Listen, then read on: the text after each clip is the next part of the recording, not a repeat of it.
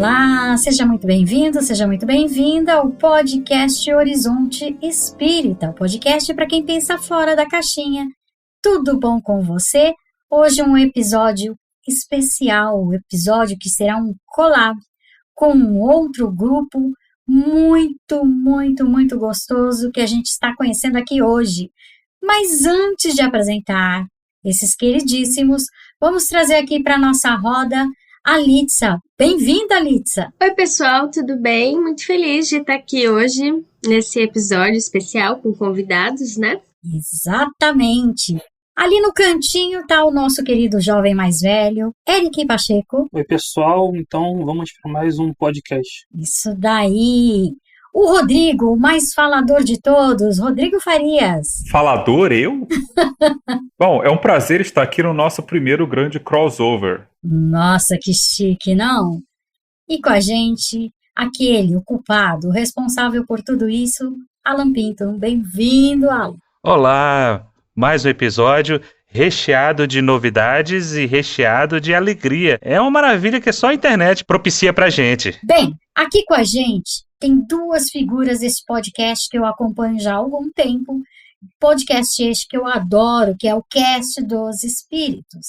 Aqui, no centro da nossa mesa, eu vou apresentar primeiro o Valdir Malanche.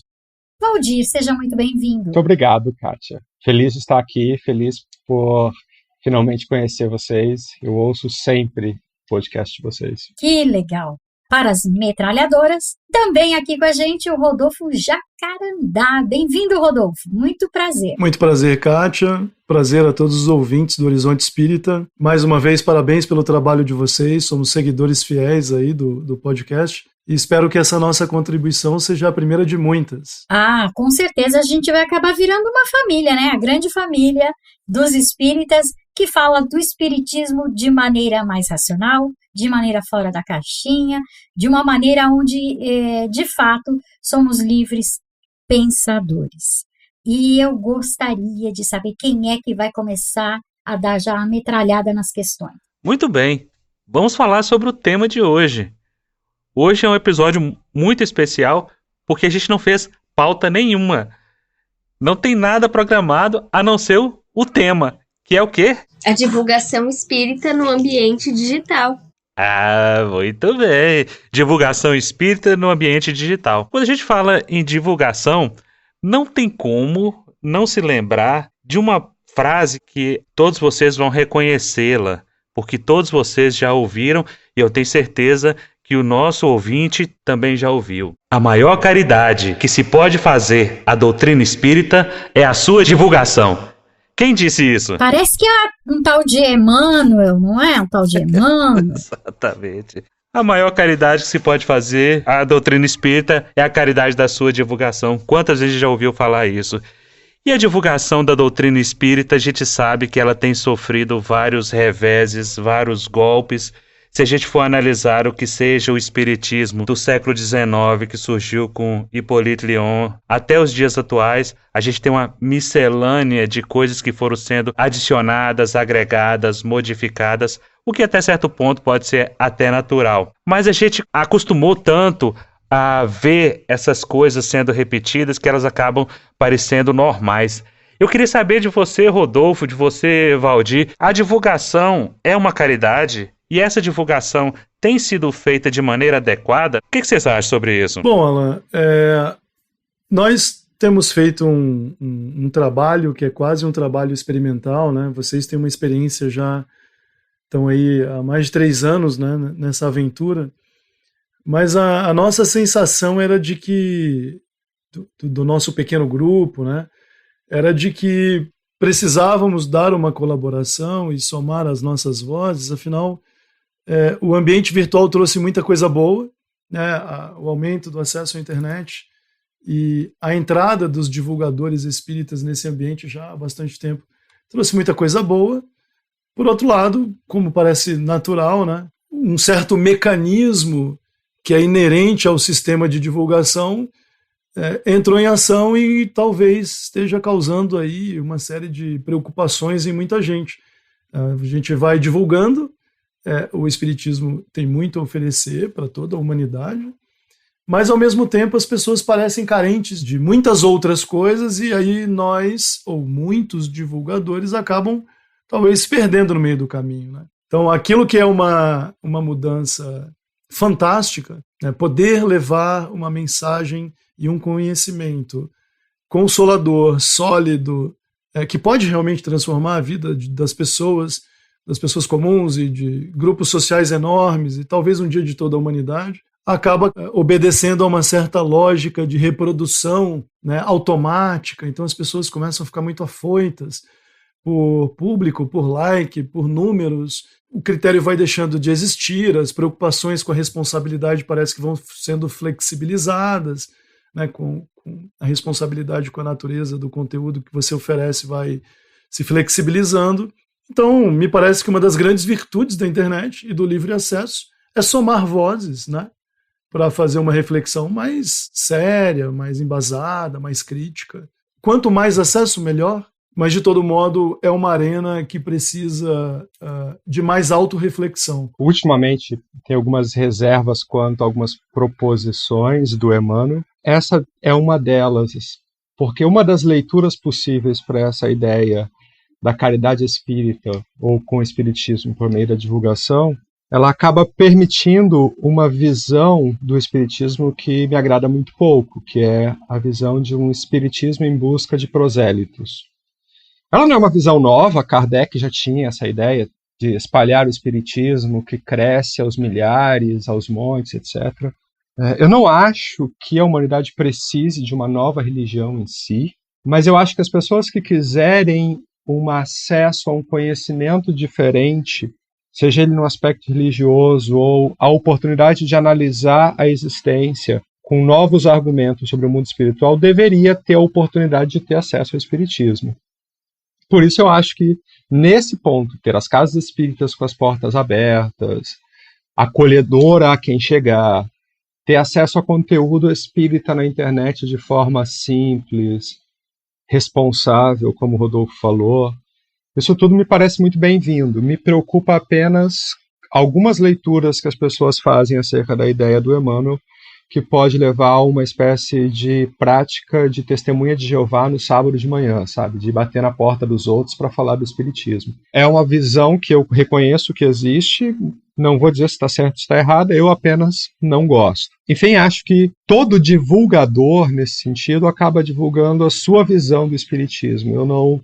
Eu não acredito, por exemplo, que eu seja capaz de falar sobre um espiritismo puro, uma pureza doutrinária.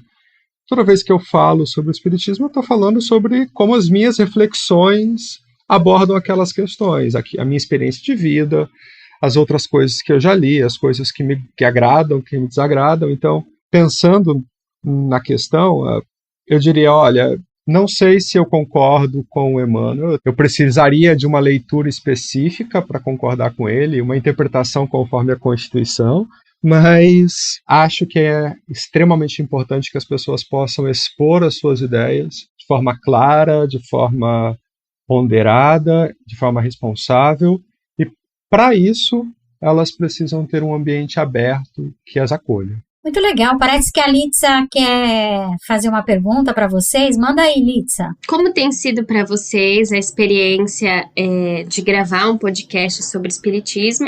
Como que surgiu essa ideia? Desde quando vocês estão gravando? E queria saber qual episódio que vocês mais gostaram de gravar, qual ou quais foram mais significativos para vocês, né? Porque às vezes a gente também procura fazer um podcast para falar sobre coisas que se falam pouco, que não são tratadas com a profundidade que a gente gostaria na casa espírita, né? Bom, Litsa, resumindo, nós somos um grupo de amigos, né? Crescemos juntos, sempre tivemos um plano de montar uma casa espírita, o que a gente conseguiu realizar há 10 anos. Com a pandemia, a gente se viu diante da necessidade de criar conteúdo que as pessoas pudessem acessar usando a internet. Diferente de vocês que criaram o podcast ainda antes, né? Eu tenho um trabalho para publicar sobre o espiritismo, eu tenho uma intenção de publicar uma série de livros que são resultado de uma pesquisa na área da filosofia, então esse primeiro livro estava ficando pronto e o meu objetivo era criar um podcast em que cada episódio fosse um capítulo do livro e acrescentadas algumas reflexões. É um livro de introdução à filosofia do Espiritismo, né? O título é, inclusive, esse, Uma Breve Introdução à Filosofia do Espiritismo. E aí eu, diante da necessidade de produzir reflexões acerca disso, eu convidei o Valdir e o Dayan, e depois a Jussara, para que a gente, em vez de falar necessariamente do livro, graças à pandemia que acelerou o processo, que a gente, então, falasse um pouco sobre o conteúdo básico da teoria do Espiritismo e problemas contemporâneos, né? Então, a ideia de uma conversa informada, ela guiou o nosso projeto desde o começo. Ninguém fazia a menor ideia do que fazer, tecnicamente a gente não fazia ideia das dificuldades, né? Para o nosso ouvinte que está aí curtindo vocês há 3 anos e que conheceu o Cast dos Espíritos mais recentemente, dá um trabalhão enorme, mas a gente foi aprendendo a fazer enquanto fazia, e está dando certo, assim, a gente está muito entusiasmado, e um dos pilares da nossa preocupação, Litsa, é a de pesquisar bastante, a de oferecer reflexões bem fundamentadas, né? De fazer uma boa revisão bibliográfica em alguns episódios. Mas, de fato, às vezes o improviso ou a intuição acabam fazendo com que o resultado seja ainda melhor. Então, alguns episódios em que a gente conseguiu soltar um pouco mais o jogo da conversa e ficar menos tenso com a ideia de obedecer um roteiro e falar mais livremente foram episódios que nos deixaram bastante animados, né? Esse episódio de Natal que a gente publicou sobre Jesus foi algo que nos deixou, para mim foi muito importante, porque nossas pesquisas evoluíram para nos mostrar uma visão um pouco diferente daquela mais tradicional que a gente conhecia. E a gente está bastante impactado pelo resultado desse trabalho de pesquisa, né? Muita coisa boa vem aí pela frente. E os episódios que eu tenho gravado com os meus filhos, né?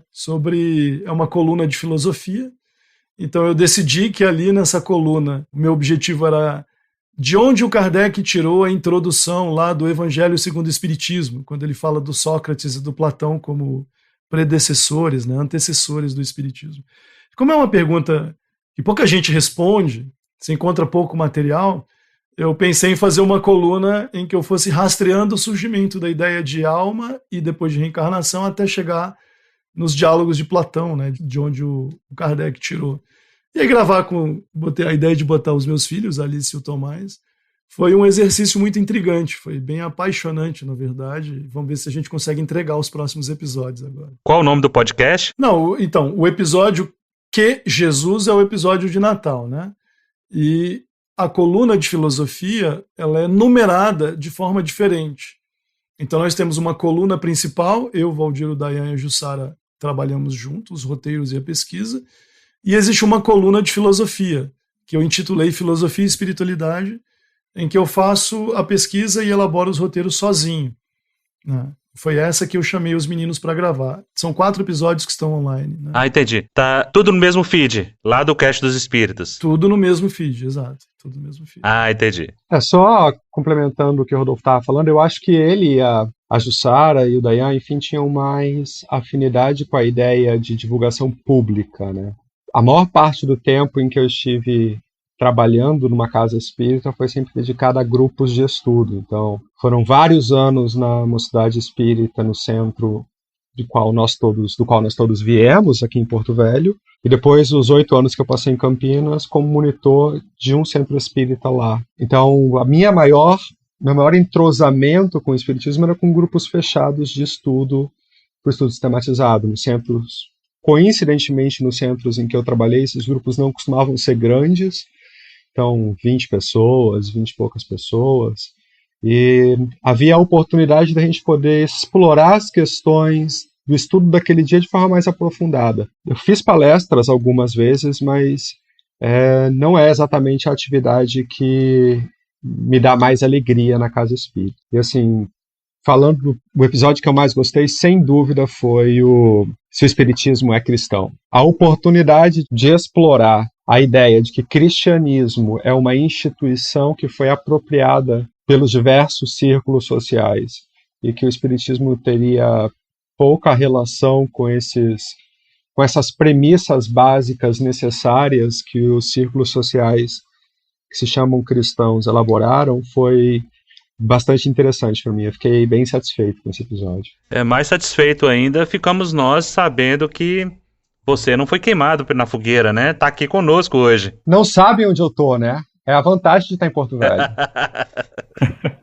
Eu queria fazer uma pergunta, vocês meio que responderam antecipadamente, né, quando você falou da concepção da coluna de filosofia à parte e de alguns episódios que vocês gostaram, mas assim, eu achei interessante que vocês estavam fazendo justamente isso, vocês estavam produzindo conteúdo que talvez vocês não tenham mesmo encontrado por aí para consumir como espíritas, que é uma questão que, pelo menos com a gente aqui no nosso podcast, eu acho que também já aconteceu. São debates e posicionamentos que, de repente, a gente enxerga, mas nós não encontramos, pelo menos não nas fontes habituais, né? Você não encontra em palestras de grandes centros, você não encontra em publicações de grandes editoras, né? Foge um pouco do esperado. Então, eu queria saber, primeiro, como é que vocês escolhem os temas?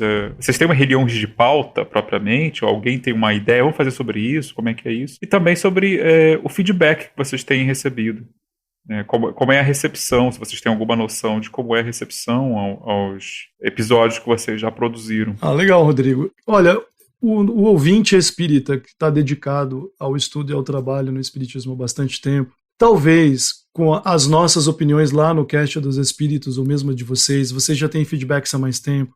As pessoas tendem a ficar até às vezes indignadas, né, quando veem suas crenças mais antigas sendo contrariadas.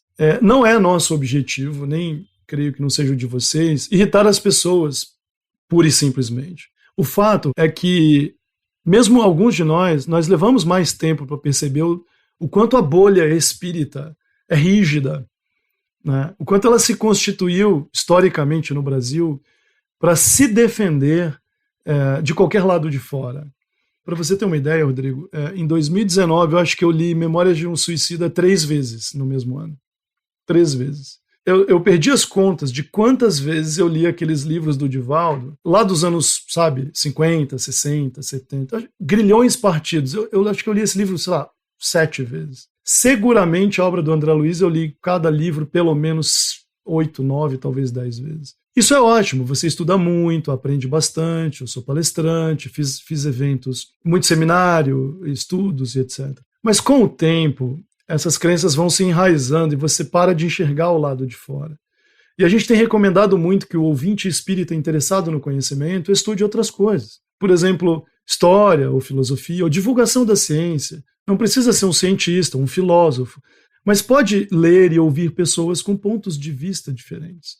Então, a gente está construindo a nossa pauta, Rodrigo, pensando muito em temas contemporâneos que sejam alvo de interesse das pessoas comuns, bem intencionadas e que estão procurando por informações no contexto em que a gente está vivendo, mas tentando oferecer para elas também um outro lado, com relação ao espiritismo mais enraizado na cultura brasileira das últimas décadas. Então a gente sempre procura fazer uma pesquisa histórica, buscar um pouco algumas referências de uma filosofia mais acessível, com absoluta fidelidade sempre, né, às referências. E aí a nossa pauta vai se construindo por meio de um diálogo, né, e a gente vai sentindo como é que está o clima. Então vou dar um exemplo aqui. Nós vamos publicar um episódio cujo título é Morte e Desencarnação. Esse episódio foi pensado a partir dos problemas com a pandemia, né? Claro, muitas pessoas desencarnando, a dificuldade de fazer os velórios, problemas relativos ao luto, muita gente tem procurado conteúdo. Mas aí, com a virada do ano, de 2020 para 2021, nos assustou muito a divulgação. Foram muitas lives do fim do mundo, como a gente chamou, né? Muita gente falando da transição, regeneração, botando... a gente sentiu um peso em muitos divulgadores falando sobre as responsabilidades das próprias pessoas que desencarnam pelo vírus, pela doença, pela Covid, né? Então a gente sentiu que precisava falar disso. E aí nós elaboramos um episódio sobre o fim do mundo, né? O apocalipsismo no espiritismo, que é uma coisa muito antiga no cristianismo em geral, né? Essa pegada apocalíptica de grupos cristãos, ela vem de antes, vem do judaísmo. Enfim, nós fomos pesquisar e trabalhar esse tema. E aí, Rodrigo, acabou que eu tive uma ideia e nós escrevemos um texto, uma espécie de artigo de opinião, e acabei montando no Canva, eu mesmo, um texto em que a gente se posicionava falando das mensagens que o Divaldo divulgou no fim do ano, né? E esse pequeno vídeo de 3 minutos ou menos circulou bastante. Eu acho que ele circulou mais do que qualquer um dos nossos episódios, né? Acabou chamando a atenção de muita gente para o podcast. As pessoas ficaram um pouco chocadas por a gente ter citado o nome do Divaldo, mas se o espiritismo é racional, ele precisa entender que o primeiro passo para ser racional é você admitir a possibilidade de estar errado. Então, trocar ideias, apontar eventuais erros, aceitar críticas, deve ser um movimento natural. Se não é, há problemas. Então, nós divulgamos o vídeo, recebemos um feedback muito positivo de pessoas em outros países, me pediram pelo Instagram para mandar o vídeo pelo WhatsApp, para eles circularem fora do Brasil, em outros lugares. E a crítica tem sido positiva. Eu até queria ouvir de vocês um pouco sobre isso, porque nós temos um amigo lá no Rio que tem um grupo, uma sociedade espírita, eles também têm um podcast. Nós nos descobrimos, né, nessa podcastosfera, e ele até tem me falado sobre os problemas que eles tiveram por terem visões diferentes e como eles têm sofrido críticas muito severas, né? E tem todo esse folclore espírita, né? Vocês estão obsediados, vocês estão sendo as vozes do mal e tal. A gente aqui não sente muito isso, né? Porque a gente está fora de um grande centro. Como é que tem sido para vocês essas críticas? Pegou pesado no começo? Já se habituaram com elas? Algum de vocês se sentiu mais ou menos ofendido quando elas caíram na caixa? Como é que tem sido? Na verdade, a gente não recebe muita crítica. Esse é o problema.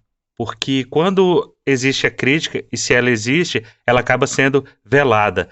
Para mim, o grau que pode medir o sucesso de um empreendimento como esse é quando você começa a incomodar as pessoas.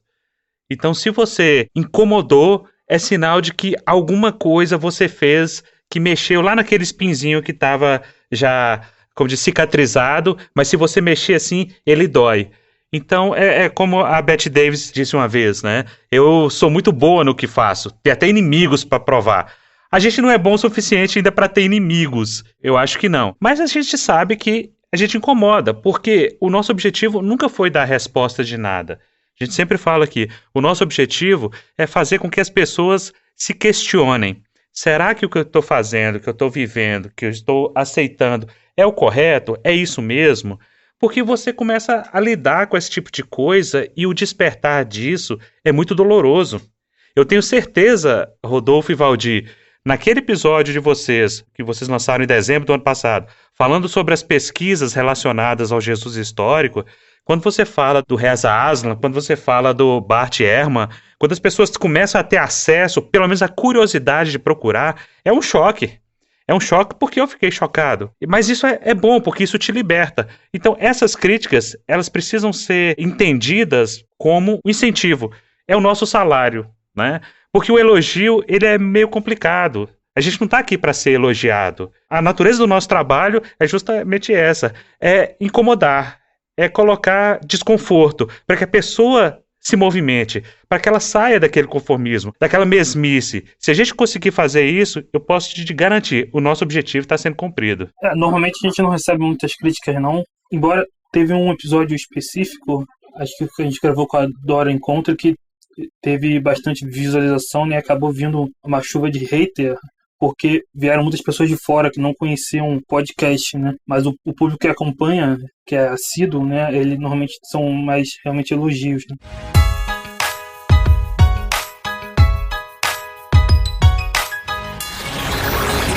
Eu queria saber mais como é a recepção do podcast de vocês. Eu queria saber se vocês acreditam que é possível o movimento se modificar de alguma forma, né? Eu, por exemplo, eu ainda participo de centros espíritas como dirigente de centros mais tradicionais, vamos dizer assim, e eu tento colocar um pensamento divergente, embora às vezes seja difícil. Eu queria saber se para vocês é possível que o movimento espírita siga por outro caminho, ou o futuro do espiritismo é realmente grupos mais informais, ou como vocês veem isso?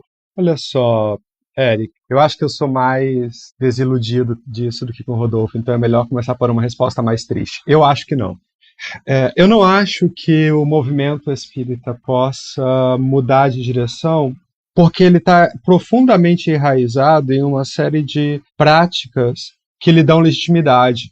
Então, quando você tem, desde o início da formação do espiritismo no Brasil, uma instituição que controlou por mais de 50 anos aquilo que era correto de ser publicado ou não. A FEB, a Casa Máter do Espiritismo, senão ela fazia uma censura sobre os livros que o Chico Xavier podia publicar ou não. Aliás, eu ainda estou terminando o estudo sobre isso, mas eu tenho a sensação de que a FEB não é uma federação espírita no sentido que nós achamos que ela é. Eu fui ler o estatuto da FEB pouco tempo atrás, e eu, infelizmente, não tive tempo de terminar para o nosso encontro hoje, mas eu achava que quem votava, por exemplo, para eleger o presidente da Federação Espírita Brasileira eram as federações espíritas estaduais. Mas parece, pelo que até onde eu cheguei do estatuto, que são os sócios, ou melhor, os associados da Federação Espírita em Brasília, que elegem o presidente da Federação Espírita Brasileira. Então, haveria aí um problema de representatividade bastante significativo. A literatura produzida no Brasil de espiritismo, ela é bastante canônica. Ela se sustenta uma a outra, uma publicação dá sustento a outra na forma de criar um sistema de manutenção de crença. Então, eu não creio que a gente vá ver uma modificação significativa no movimento espírita institucionalizado. Eu acho que é mais fácil e que nós vamos continuar enxergando são grupos relativamente pequenos, periféricos, olhando o espiritismo de uma forma diferente, mas como prática religiosa institucionalizada, uma renovação de pensamento, eu não acho que isso seja possível. Só para acrescentar um tópico, Eric, a gente conversa muito sobre isso, né? Até porque a gente teve a oportunidade de trabalhar em São Paulo, por exemplo, e conhecer um pouco das tricas do movimento espírita, né? Em São Paulo, o maior estado do país, o mais populoso, né? É um pouco assustador, sabe? Ter contato com a experiência histórico-sociológica de ter contato com essas dissensões é um pouco assustadora, sobretudo quando você percebe que a própria natureza do que tem sido produzido em razão dessas contendas, ela é quase irrelevante. E falo isso em termos históricos sociológicos, né? Para quem não conhece, por exemplo, o movimento protestante brasileiro, as igrejas reformadas, as muitas divisões que ele tem, o tamanho que isso tem, talvez seja difícil entender, mas eles nos olham quase como com uma insignificância que só não é maior por causa das ideias espíritas que estão enraizadas nos eventos da natureza, nos fatos da natureza, né? Então, o espiritismo tira sua relevância da sua capacidade de descrever corretamente a realidade.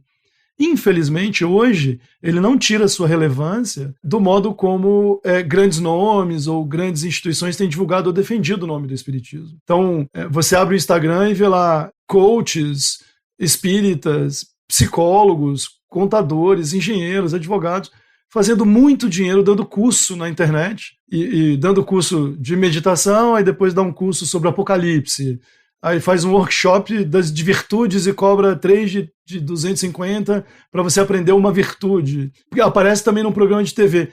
Assim, é uma coisa absolutamente sem fundamento, é uma prática quase predatória das crenças religiosas, né? E então a minha resposta para você, Eric, é pensar por outro ponto de vista, que é a gente precisa fazer uma reflexão mais severa. Se a gente não está se associando, como diz o Valdir, a um movimento de ideias que não sabe para onde vai, de boa fé a gente se diz espírita, mas talvez a gente esteja se associando a uma locomotiva histórica que está descarrilhando, ou se nós temos realmente uma ideia para propor. E acho que um bate-papo como esse que a gente está tendo é fundamental.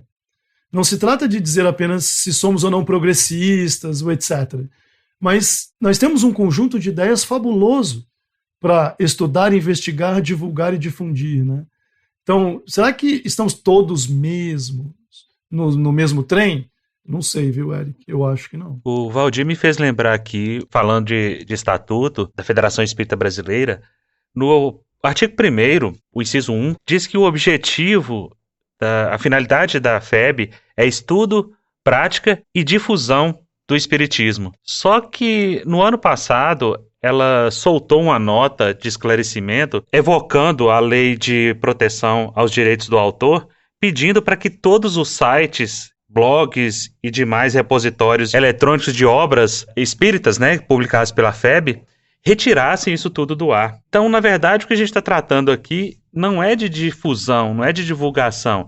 A gente está tratando de uma instituição que é detetora dos direitos autorais dessas obras e que está perdendo dinheiro a partir do momento que essas obras passam a ser disponibilizadas em PDF e meio eletrônico por outros meios que não seja através do fornecimento físico ou eletrônico dessas obras. Num certo sentido, a FEB tem lá sua razão, mas eu tenho a sensação de que ver esse dinheiro todo escorrer pelo ralo, eles devem olhar assim, nossa, a gente poderia ganhar tanto mais dinheiro para construir uma nova sede em algum lugar, aumentar a nossa sede. Aliás, eu não sei se vocês conhecem a sede da FEB em Brasília, é digna de um Vaticano.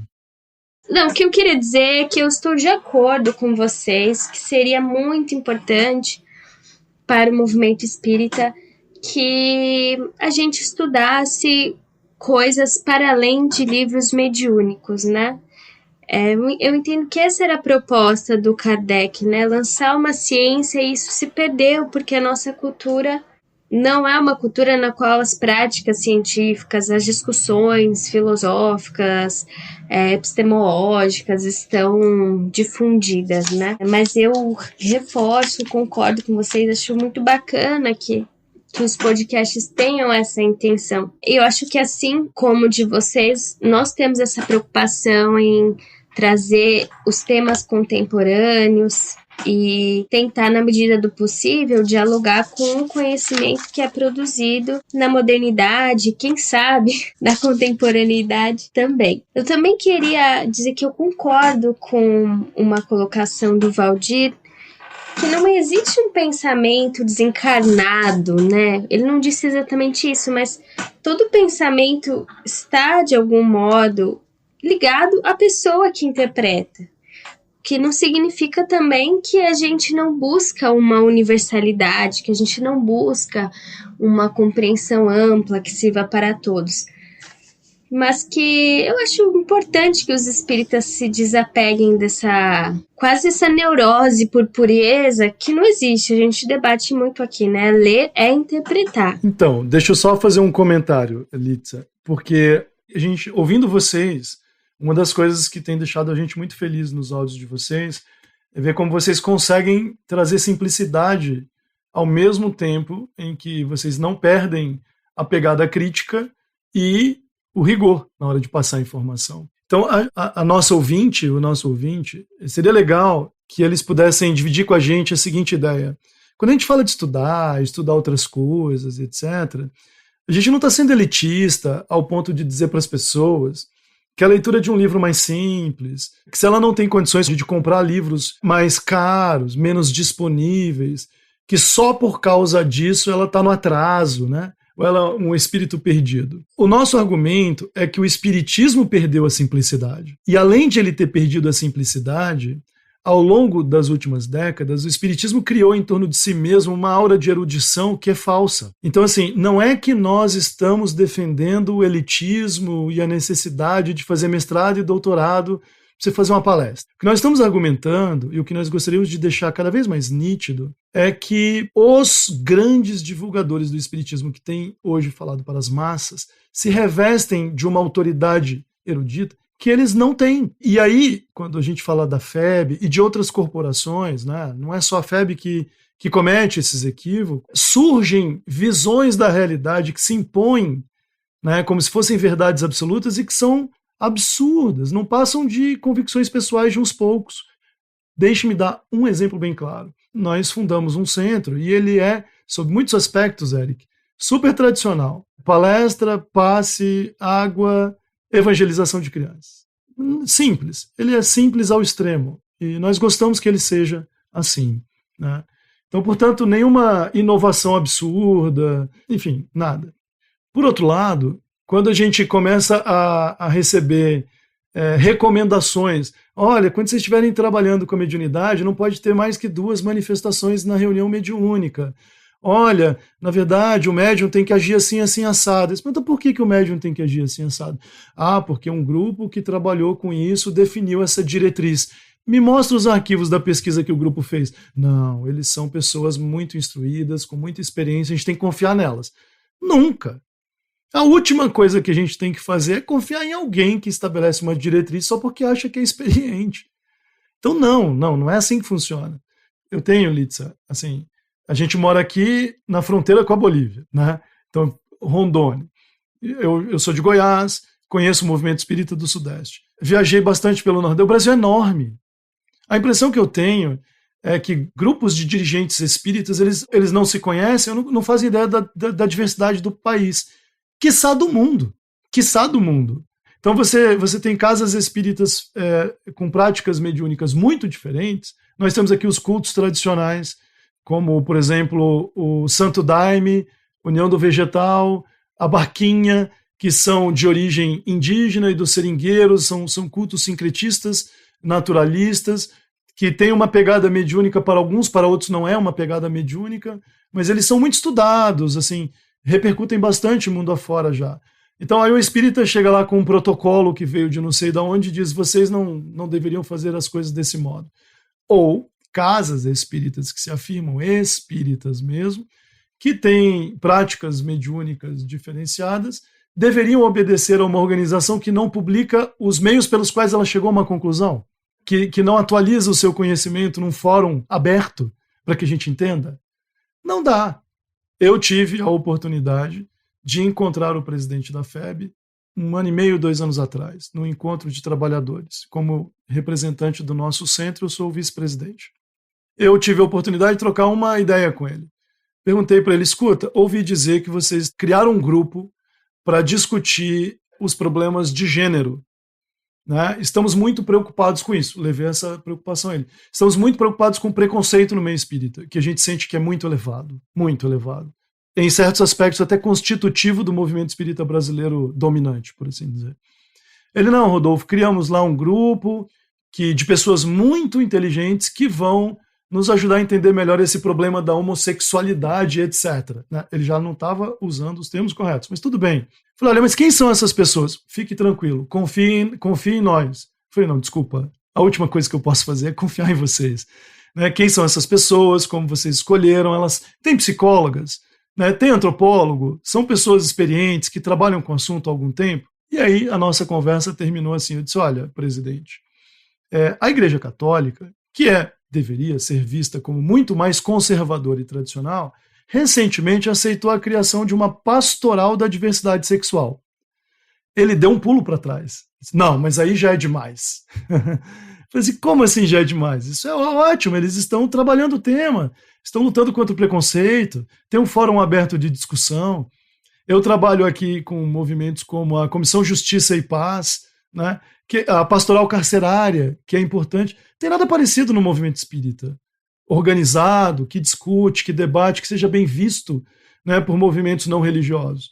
Então, assim, a reação é hiper conservadora, mas num sentido em que essas pessoas, muito provavelmente, se pensam como intelectuais.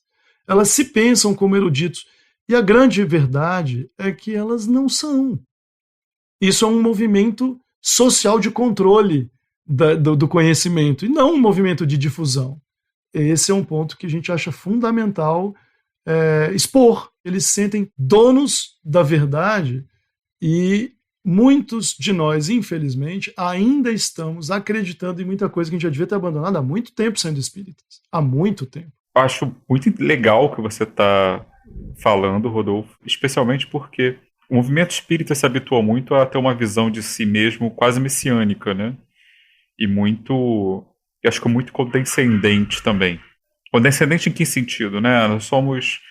Temos um tríplice aspecto, ciência, religião e filosofia, mas a ciência que a gente habitualmente recorre como autoridade tem mais de um século de idade, são experimentos que não são repetidos, nós dizemos que fenômenos de várias ordens são desnecessários porque já foram comprovados há 100 e tantos anos atrás. E nós temos uma opinião que é repetida como um slogan, né, muito elevada da qualidade da doutrina, da qualidade do movimento, da qualidade da nossa fé raciocinada, e na prática não é bem o que se observa.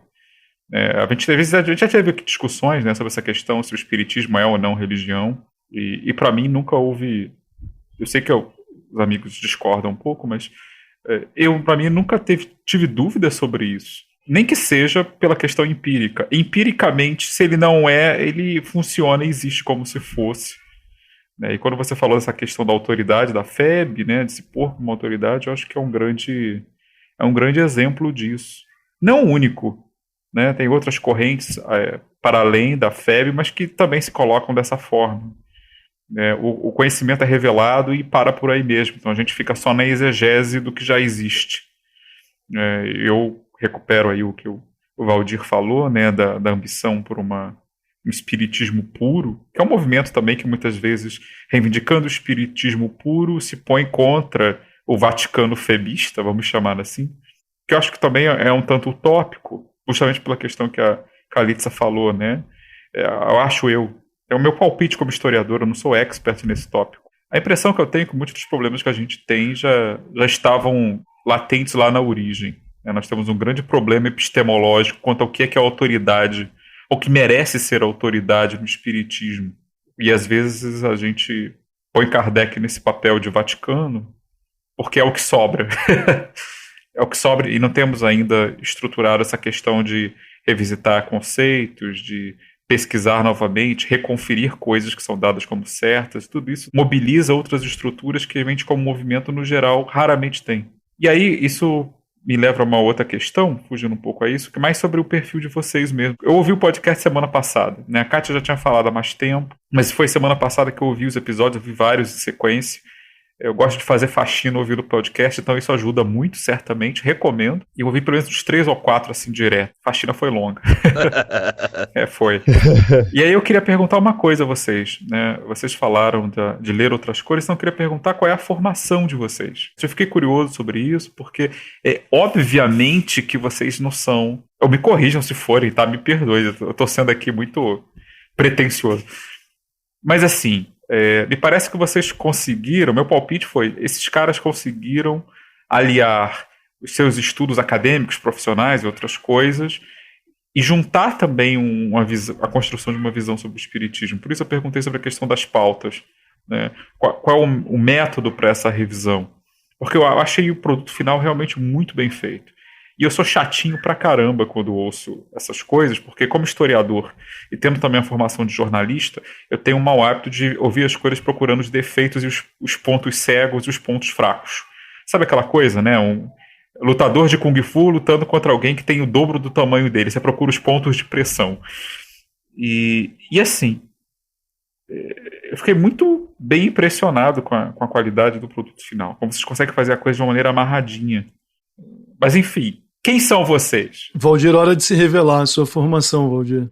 Só uma dica sobre o Valdir, viu, Rodrigo? O pessoal da FEB que estiver nos ouvindo aí, é melhor publicar os balanços, se tiver atraso no estatuto ali, porque se o Valdir for para cima de vocês, vai dar problema. Pessoal da FEB, eu não vou para cima de vocês, eu estou em Rondônia, me deixem quietinhos, não se preocupem. Eu só fiz um comentário muito superficial. Vai pedir perdão pelo vacilo, Valdir? Exato, vai que, né? Vai que eles estão certos e eu estou errado. Então, eu leio os livros espíritas com a realidade fática ou com outros livros que tenham mais referências do que aquele. Boa parte das coisas do meu tempo livre é dedicado a ficar procurando essas brechas no espiritismo. A outra parte eu estou trabalhando ou lendo. Graças ao Valdir, a gente tem um centro acho que deve ser um dos mais organizados do país, viu? Porque é muito raro ter organização como a gente conseguiu. Mas assim, sendo bem direto, Rodrigo, eu estudei em Campinas, fiz um mestrado em filosofia, e depois fiz o doutorado em filosofia na Unicamp. A Jussara, que não está aqui com a gente agora, ela é formada em Direito também e fez o mestrado em filosofia também lá na PUC em Campinas. Eu, a Jussara, o Valdir e o Dayan somos todos formados em Direito, né? O Dayan é formado em Direito também, é defensor público e ele é meu orientando de mestrado. Então, agora o Dayan está precisando, ele podia estar aqui hoje, mas está correndo para terminar a dissertação dele, porque ele tem prazos atrasados comigo, né? O Dayan é excelente pesquisador, muito diligente, muito didático. Você falou um pouco lá voltou no ponto da construção das pautas, a gente tem essa preocupação da pesquisa, Rodrigo, e eu vou te falar, o meu maior susto tem sido olhar um pouco para trás. Acho que todo mundo devia fazer essa reflexão.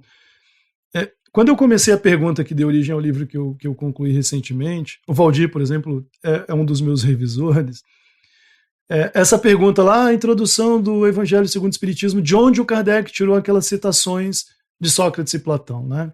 Está no diálogo Fédon do Platão. A gente vai chegar lá no podcast. Quem estiver nos ouvindo, por favor, continue acompanhando os áudios. Eu sou professor de ontologia e de teoria do conhecimento, né? Sou professor da Universidade Federal de Rondônia aqui, do Departamento de Filosofia, mas coordeno um mestrado profissional em Direitos Humanos com o Tribunal de Justiça, o Ministério Público e a Defensoria. Então, a minha carreira é meio que um crossover, né? Nesse sentido também. A gente está interessado agora em ver se a gente consegue publicar e levar adiante novos conteúdos para ajudar a refrigerar um pouco essa dificuldade que a gente está experimentando no movimento espírita, né? E é uma dificuldade muito grande, viu, Rodrigo? Tem um divulgador famoso, vocês já falaram dele, esse Haroldo Dutra, por exemplo, né? Tem sido muito ouvido, é impressionante o movimento em torno desse sujeito. Eu nunca tinha gastado meu tempo para ouvir nada dele, uns tempos atrás eu parei, falei, não, já falam tanto, eu vou ouvir. E me impressionou bastante, viu, Rodrigo? Eu fiquei muito impressionado. Assim, na verdade, eu fiquei alarmado, né? Porque eu já ouvi opiniões, assim, as mais absurdas. Nossa, ele tem conhecimento porque ele é um ser especial e encarnou para isso. E não é impressionante que no movimento espírita as pessoas sigam as pessoas e elas produzem conhecimento que elas tiraram da onde? Aí você ouve, Rodrigo, no meio espírita, algo como: ele viajou para Israel e comprou livro. Se ele leu, ele conseguiu ler, esse sujeito tem filhos. Ele é juiz de direito, né? O que mais que ele faz? Onde é que ele arruma tempo para... Porque a gente que faz pesquisa e trabalha de madrugada sabe que é muito difícil, né? E aí, ouvindo esse sujeito, eu me peguei assim... que ele comprou 1 tonelada de livros. Gente, pelo amor de Deus. Assim, é uma coisa muito absurda. Você não pode confiar num produtor de conhecimento científico que não se dá ao trabalho de discutir com pessoas do mesmo nível, que trabalhe numa instituição ou que faça o seu conhecimento circular da forma como o método científico exige. Então, assim, aprender aramaico. Outro dia eu estava acompanhando um no Instagram que, olha, eu já viajei para Israel 9 vezes, eu fui no Egito. Foi no Egito? Sério? Você foi fazer o quê? Você desce do aeroporto, eu fiquei imaginando o sujeito em Israel, o Valdir esteve lá recentemente, né, Valdir?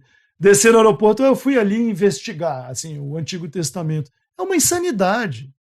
O nosso caro ouvinte, acabaram de publicar em português um belo livro sobre arqueologia bíblica do Antigo Testamento, chama A Bíblia Desenterrada. São 40 anos, 2 super intelectuais, resumindo para nós a produção de conhecimento de 4, 5 décadas. Vá atrás desses autores.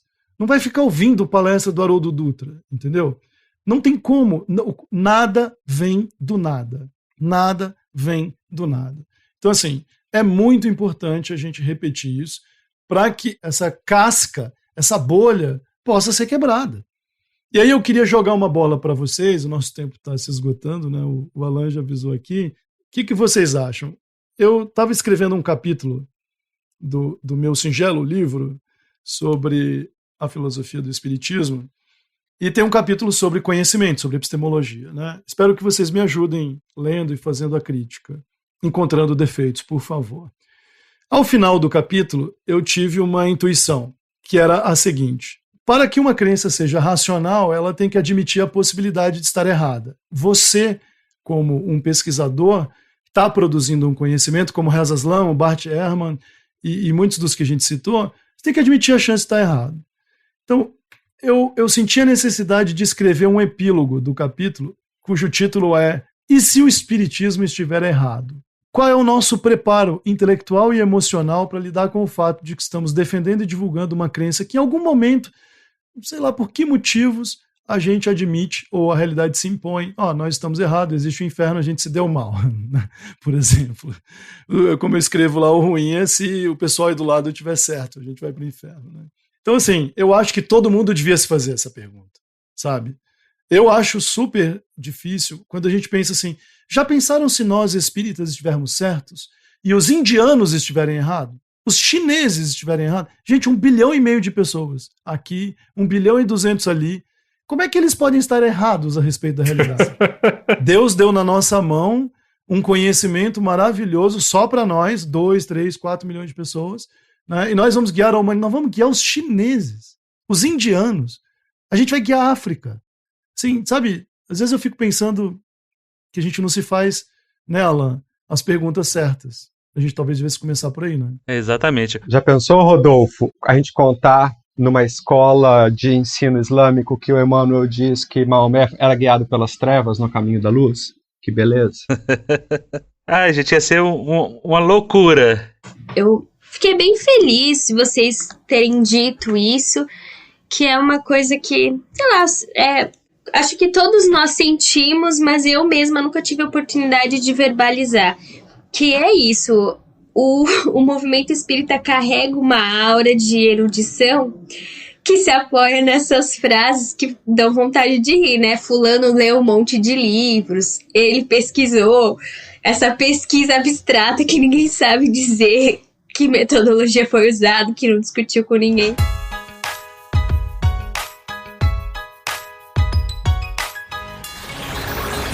Quando eu falo do movimento espírita se apropriar de outras leituras, é coisa muito básica, né? Então, assim, não precisa ser doutor em filosofia, né? Basta ler outros jornais, outras revistas, além dos livros mediúnicos. Isso é um ponto. O segundo ponto, eu entendo que o nosso movimento se apoia também em necessidades humanas. A necessidade que os seres humanos têm de fazerem parte de uma comunidade, de serem acolhidos, apoio emocional.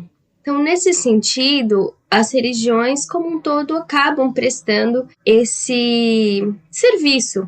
Agora, com custos maiores ou menores para aquilo que seria ético e saudável para o ser humano. Então, muitas vezes as religiões trocam palestra por cesta básica. Isso é uma coisa antiética. Mas, por que eu estou dizendo isso? Eu não estou no time daqueles que acham que o movimento espírita não tem salvação, ele tem que ser jogado fora. Porque eu entendo que todos os movimentos sociais, os religiosos, os políticos, ou mesmo o campo científico, né, a grande comunidade científica, eles acabam, de certo modo, prestando um serviço e ao mesmo tempo que tem as suas contradições, maiores ou menores. Mas eu entendo que o papel daqueles que fazem esse diálogo e que, ao criticar os arautos, aqueles que estão nos pedestais, né, os grandes médiums, os grandes palestrantes, acabam, sim, trazendo a gente para lugares mais simples. Olha, como faz uma reunião mediúnica? Olha, vai tentando, você não precisa seguir uma lista de 350 mil recomendações do último livro do médium tal, que custa R$70. Acho que é muito bacana prestar esse serviço. Mas entender que quem não acredita na violência acredita nesse trabalho de comunicação que dialoga primeiro com 5, depois com 10, priorizando a qualidade, não a quantidade, e tenho esperança, né, de que as pessoas vão buscando. Acho que esse vídeo que vocês fizeram criticando o último livro desse médium famoso e a repercussão que teve já fala, né, sobre a qualidade do trabalho, fala sobre um grupo de pessoas que está aberto a receber isso, né? Eu acho que isso é parte da necessidade de fazer algo que o Kardec recomendava demais na Revista Espírita, toda vez que ele se dirigia às novas sociedades espíritas. Ele, nos primeiros anos da Revista Espírita, escreve com alguma frequência para Bordeaux, para Lyon, para Marsella, orientando os grupos novos. Ele dizia uma coisa bastante significativa para mim sempre, que era como era importante manter grupos pequenos e diversos,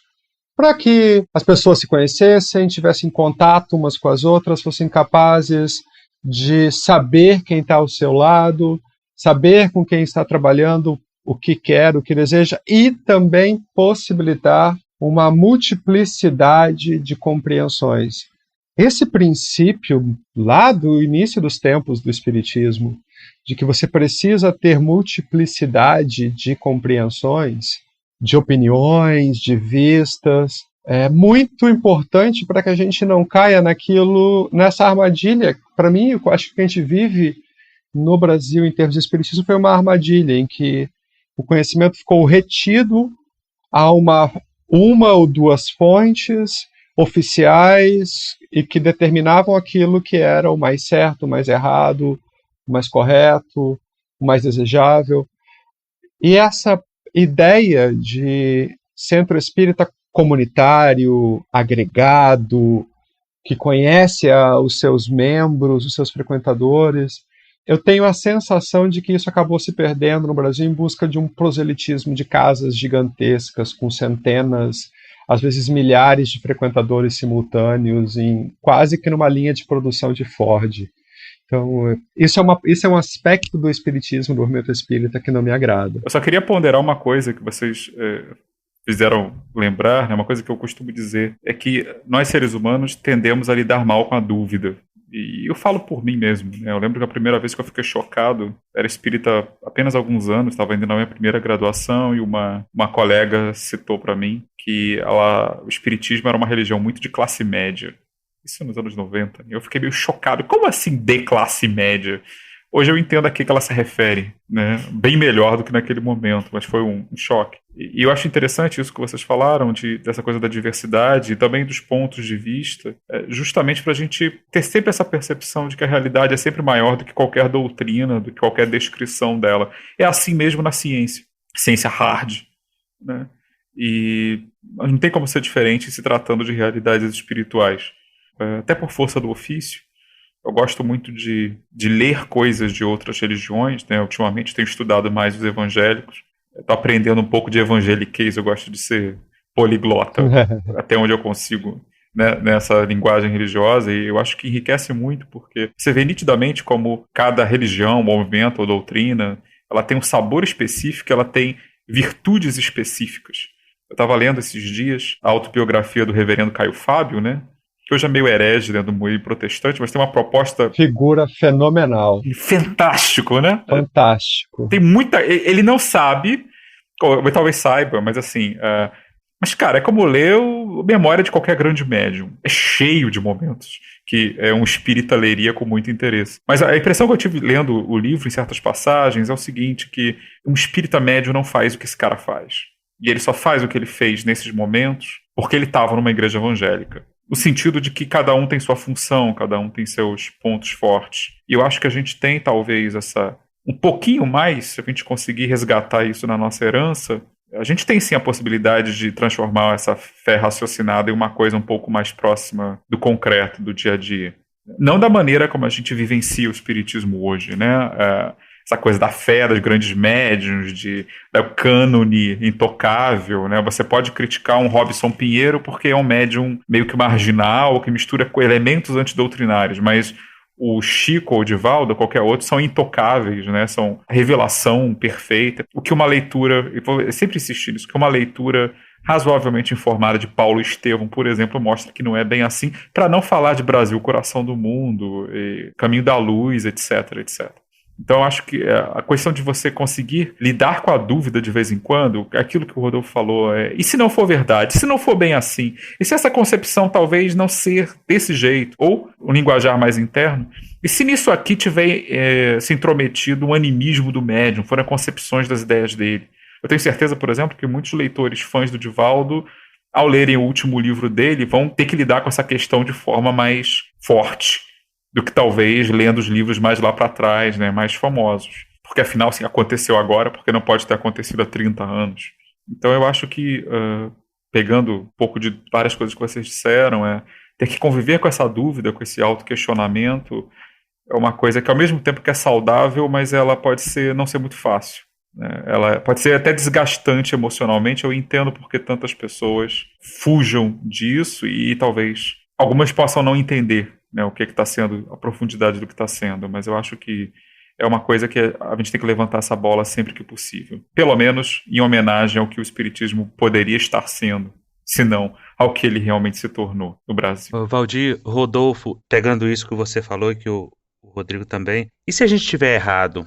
Quem faz essa pergunta é a filosofia. Quem diz, ok, estamos errados, vamos partir para outra, é a ciência. O cientista, ele não tem problema nenhum em dizer, erramos aqui e tem uma teoria melhor que explica melhor, ok, abandonamos aquilo. Mas quando você trata de religião, em que diz que aquilo que você sempre acreditou por ponto de fé, foi sempre assim, eu aprendi assim, está lá no Evangelho, está na obra sacra de Kardec, que a gente tenta a todo instante colocar para os nossos ouvintes justamente esse ponto, esse questionamento, que Kardec não é um ser iluminado e inerrante, mas quando você começa a perguntar, as pessoas começam a se ressentir. Que ele está falando? Por que ele está falando isso? Qual o sentido disso? E admitir que você está errado naquele ponto, como Kardec tão célebre coloca lá na Gênese, a gente não pratica, porque há muito tempo que nós deixamos de ser ciência. Há muito tempo que nós abandonamos a filosofia para ter esse espiritismo de autoajuda, esse espiritismo de mensagenzinha, de colocações equivocadas vindo do além, que a ciência prova que está errada. No livro da Maria João de Deus, a mãe de Chico Xavier, todo mundo sabe, ela coloca lá que Marte tem mar. E as sondas já foram lá e disseram, não tem. E aí? Erramos? Erramos. Foi a opinião de um espírito. Mas como é que a gente faz para admitir isso? Tem que ter uma maturidade. E essa maturidade nós ainda não adquirimos dentro do movimento espírita. Por isso que o Valdir coloca a desesperança, o pessimismo, até o pessimismo dele, em não mudar essas estruturas, porque isso realmente leva muito tempo. Muito bom, pessoal. Acho que nós já estamos caminhando para os finalmente deste episódio sensacional, com essa participação fabulosa. E eu queria dar as minhas considerações finais aqui. Será que eu posso? Posso, né? Com relação à fala do Rodolfo e até mesmo do Valdir, com relação a esse questionamento que ele colocou para a gente, gostaria de relembrar aqui uma fala de Kardec, aonde ele coloca que o Espiritismo passará por 6 períodos, não sei se vocês se lembram, está na Revista Espírita, se não me engano, de 1863, eu não me recordo exatamente o mês, onde ele fala que o primeiro período é o da curiosidade, depois vem o da luta, depois o religioso, e depois desse religioso, o intermediário, para finalmente a gente chegar no período da renovação social. Talvez nós paramos por um bocado de tempo aí, nesse período religioso, e estamos começando a vislumbrar algumas poucas pessoas esse intermediário.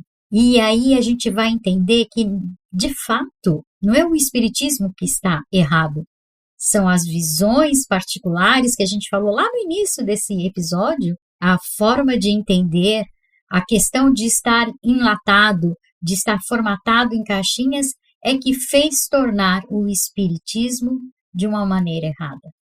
E aí a gente pode resgatar esses períodos que o Kardec mesmo lançou na revista e buscar renovar, uma nova observação de que de fato novo não é, mas talvez partindo aí para o que de fato deverá ser a tal renovação social. Agradeço a oportunidade de ter essa troca sensacional, foi fabuloso para mim, de grande ensinamento, de grande entendimento. E se eu já era fã, continuo sendo e serei ainda mais. Muito obrigada, viu, meninos? Bom, eu agradeço o convite também, foi uma maravilha conhecer vocês. Finalmente, poder trocar uma ideia com a galera de um podcast que eu ouço sempre, que me coloca dúvidas e reflexões novas, foi excepcional. Muito obrigado. Gente, muito obrigado, viu? Enorme prazer, é uma felicidade grande. A gente está aqui unindo regiões bastante distantes do país, né? Nosso país tão grande, é tão rico, tão diverso, e cada um de nós com uma tarefa tão grande por fazer, A primeira de colocar as nossas próprias vidas em questionamento, enquanto a gente faz o que puder, né? O máximo, para poder alcançar outras pessoas, para refletir junto com elas, para propor questionamentos, mas no fim das contas, lembrar que o grande objetivo do Espiritismo é chamar atenção para toda a humanidade encarnada e desencarnada para a tarefa que o amor tem na renovação, né, de tudo que nós somos. Então, se você, nosso ouvinte, ou a nossa ouvinte, ficou com alguma pulga atrás da orelha, talvez ao pensar na necessidade de incluir mais as pessoas, de ser mais benevolente, né? E nós falamos aqui muitas palavras-chave que podem servir de reflexão para uma nova forma de entender esse amor cristão que parece tão obscurecido diante da indústria, né? Diante do apelo, o transformar o conhecimento num movimento que gere apenas lucro, seguidores, views. É uma época difícil que a gente está vivendo. Mas, como todas as outras épocas difíceis, essa também vai passar. Né? Então, que Deus nos ampare e continue abençoando o trabalho de vocês. Obrigada, gente. Adorei a conversa. Foi muito rica. Maravilha. Muito obrigado. Muito obrigado. É isso aí, meu caro. Muito obrigado pela participação. E vamos colocar aqui no texto do nosso episódio as redes sociais, o podcast, o Cast dos Espíritos, e onde a gente vai encontrar vocês.